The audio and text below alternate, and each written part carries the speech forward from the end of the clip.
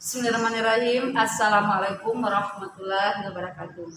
Alhamdulillahirrahmanirrahim. Segala puji dan puja kita panjatkan kepada Allah Subhanahu wa taala yang telah memberikan kita semua nikmat iman, nikmat Islam, nikmat kesehatan, dan banyak lagi nikmat-nikmat yang patut kita syukuri. Salawat dan salam semoga tercurah pada junjungan kita Nabi Muhammad sallallahu alaihi wasallam, beserta para keluarganya, para sahabatnya, dan juga para pengikutnya. Alhamdulillah kita bertemu kembali dalam kajian Islam secara online yang diselenggarakan oleh Yayasan Bumiar Jakarta. Baik, agar kajian ini mendapatkan berkah, rahmat dan ridho dari Allah Subhanahu wa taala, kita buka sama-sama dengan wajah basmalah. Bismillahirrahmanirrahim. Adapun tema kita hari ini adalah kita akan bicara mengenai bagaimana menghindari sifat hasad. Kenapa? Sifat hasad adalah sifat yang tercela.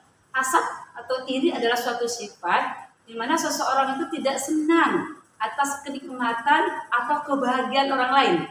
Dia menginginkan kenikmatan itu atau kebahagiaan itu hilang.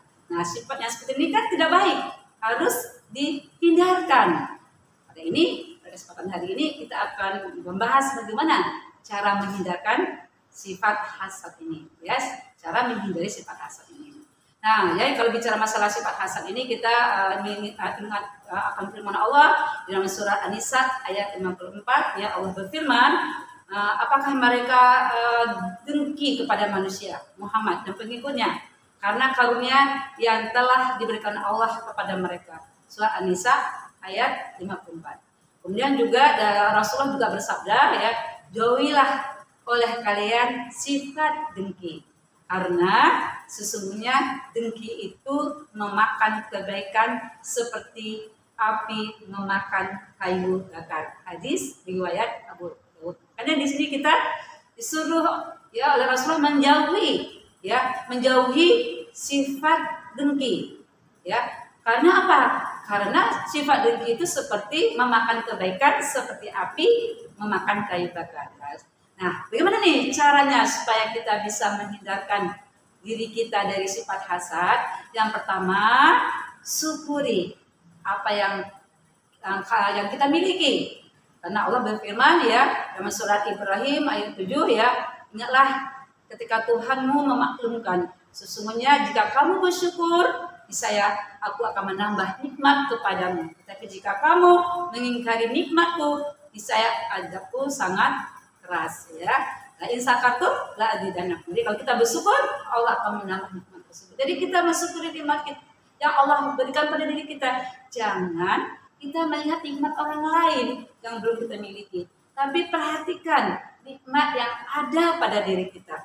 Kalau kita bisa bersyukur atas segala nikmat yang ada pada diri kita, kita menjadi pribadi yang tidak mudah hasad, dengki sama orang lain karena kita merasa banyak sekali nikmat yang Allah berikan kepada diri kita yang tidak bisa kita hitung. Semakin kita bersyukur, insya Allah Allah akan menambah nikmat tersebut. Itu yang pertama, ya. Kita menjadi orang yang pandai bersyukur atas nikmat yang Allah berikan kepada diri kita. Yang kedua, ada kesadaran diri, ya. Hadis riwayat Daud, ya.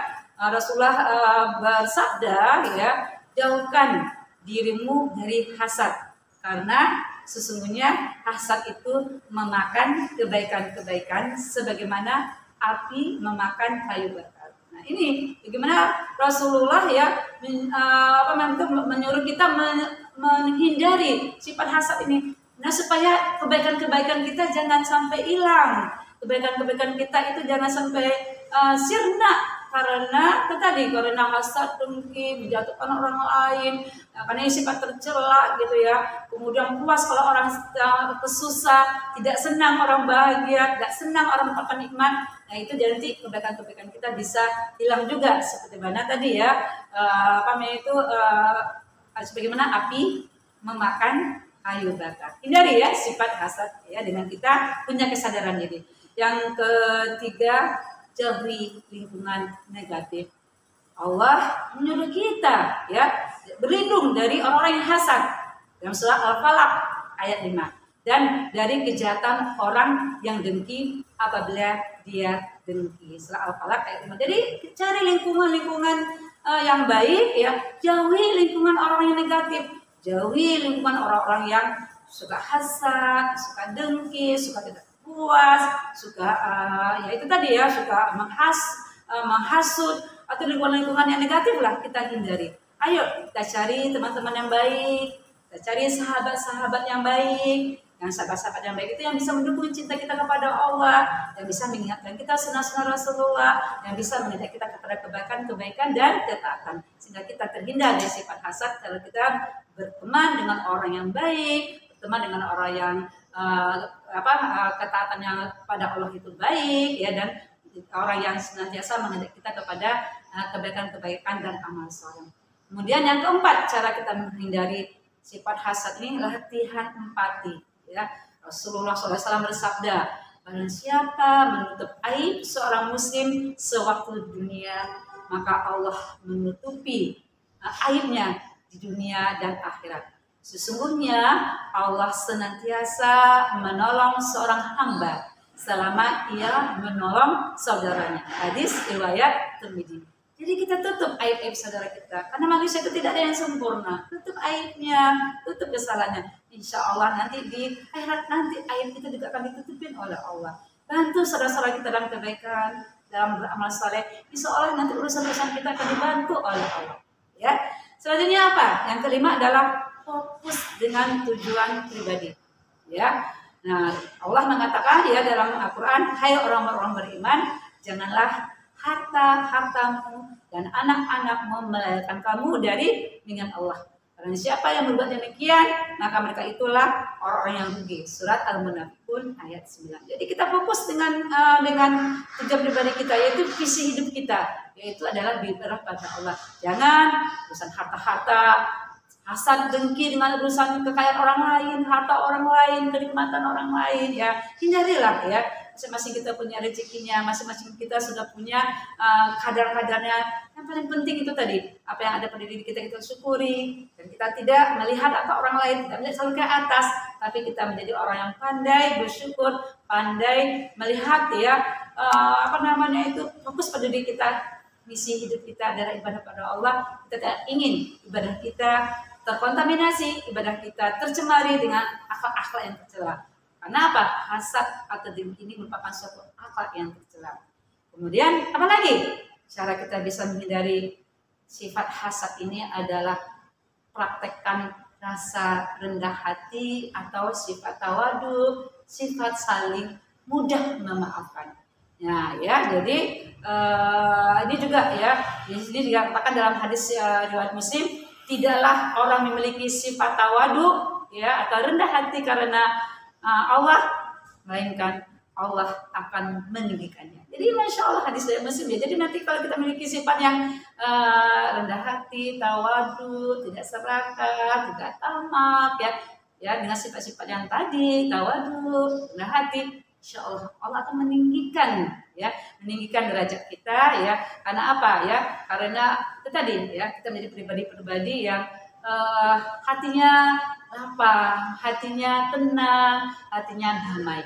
Lanjut, yang ketujuh, apa? Cara kita menghindari sifat hasad adalah pelajari kisah-kisah orang soleh.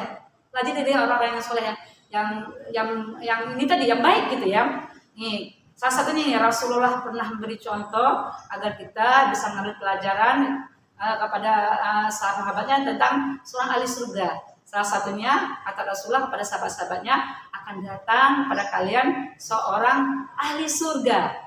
Ya, sebuah hadis yang diceritakan oleh Anas bin Malik. Sementara orang yang diceritakan itu hanya seorang biasa saja dari kaum Ansar yang selalu memaafkan semua orang setiap hari. Itu tadi ya. Jadi kata Rasulullah nanti akan datang dia adalah seorang ahli surga. Jadi seorang kaum Ansor ya. Nah, jadi para sahabat penasaran ya seorang sahabat yang Ansor ini, kata Rasulullah dia adalah penghuni surga. Apa amalannya yang bisa membuatkan dia itu bisa masuk surga? Salah satunya ya ketika sahabat penasaran bermalam ya ke tempat sahabat Ansor ini ya. Nah, barulah dia 3 hari bermalam itu dia lihat ibadahnya biasa, sholat tahajudnya, baca Qur'annya, zikirnya. Sehingga pas hari berikutnya ya 3 hari berikutnya dia tanyakan, apa sih yang membuat amalan kamu yang dikatakan oleh Rasulullah kamu bisa masuk surga? Apa? Ya, jawaban sahabat kaum Ansor ini salah satunya adalah amalannya setiap bangun tidur dia selalu memaafkan orang-orang yang menzaliminya, orang-orang yang tidak berbuat baik kepada dia lapangkan, dia maafkan. Nah, ini perlu kita contoh pribadi-pribadi yang mudah memaafkan ya, sehingga tidak ada rasa sakit hati, dendam, marah, kesal. Karena ini adalah pribadi yang mulia, pribadi yang mencontoh para sahabat Rasulullah SAW.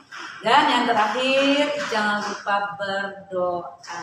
Ya, Allah berfirman, ya Rabb kami, beri ampunlah kami dan saudara-saudara kami yang telah beriman lebih dulu dari kami. Dan janganlah engkau membiarkan kedengkian dalam hati kami terhadap orang-orang yang beriman. Ya Rabb kami, sesungguhnya engkau maha penyantun lagi maha penyayang. Al-Hasyr ayat 10. Ini hanya berdoa kita supaya terhindar dari sifat hasad, dengki. Karena kita tahu hasad, dengki ini adalah sifat yang tercela. Berdoa kepada Allah supaya kita dihindari sifat hasad dan dengki. Inilah yang bisa saya sampaikan pada kesempatan hari ini, ya, bagaimana cara menghindari sifat hasad. Semoga Allah menghindari kita dari perbuatan tercela ini, perbuatan yang tidak baik ini. Kita hindari sifat hasad tadi. Semoga Allah memberikan kekuatan bagi kita istiqamah dalam Allah, istiqamah dalam ketaatan dan kebaikan. Alhamdulillah fala takun mutarin. Kalau ada salah khilaf sama ampun kepada Allah Subhanahu wa taala, pada pemirsa saya mohon maaf lahir batin. Betul baca hamdalah. Alhamdulillahirabbil alamin. Assalamualaikum warahmatullahi wabarakatuh.